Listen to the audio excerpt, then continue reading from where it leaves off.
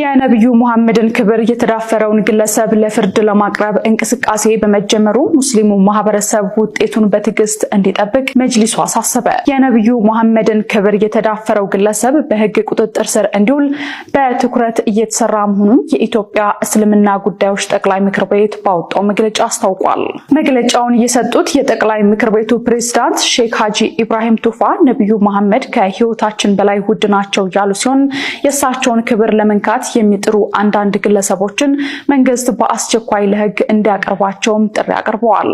ነብያችን ሰለላሁ ዐለይሂ ወሰለም ከሁሉም በላይ ከማንም በላይ ከራሳችንም በላይ የምንወዳቸውና የምናከብራቸው እስልምናችን እሳቸውን ካልወደድንና ካልተቀበልን መኖር የማይችል ከነፍሲያችን በላይ ሕይወታችን ለሳቸው የምንሰጥ ነብያችን ስም በክፉ ነገር ስነሳ ነፍሲያችን መቆጣጠር ያቅተናል፣ ሰብር ያሳጠናል።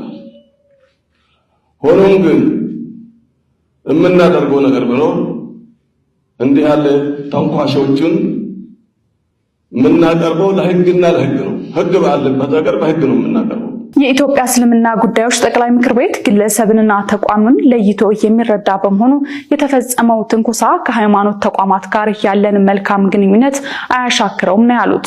እንዲህ ያለ ትንኮሳ የሚፈጥሩ ሃይማኖትን ወክለው አይደለም፣ ተቋማቱን ወክለው አይደለም፣ ተቋማቱ ልኮ አይደለም፣ የተቋማቱን ኃላፊነት ወስደው አይደለም።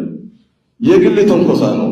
የግል ትንኮሳ ሰላም እንድታፈርስ የሚያሰራ ስራ ስለሌለ ይሄንን ተከትለን እኛ የአብሮነታችን ትላንትና የነበረ የጋራነት የአብሮነት የመተባበር ተጠናክሮ ይቀጥላል እንጂ እንደ ተንኳሾቹ ይሻክራል ብላችሁ የምታስቡ ከሆነ ተሳስታችኋል ነው። ሀጂ ኢብራሂም ቱፋ አክለውም ጠቅላይ ምክር ቤቱ ህግና ህግን መሰረት አድርጎ ግለሰቡን ለፍርድ ለማቅረብ እንቅስቃሴ መጀመሩን አንስተው ህዝበ ሙስሊሙ ውጤቱን በትዕግስት እንዲጠብቅ ሲሉ መልእክታቸውን አስተላልፈዋል።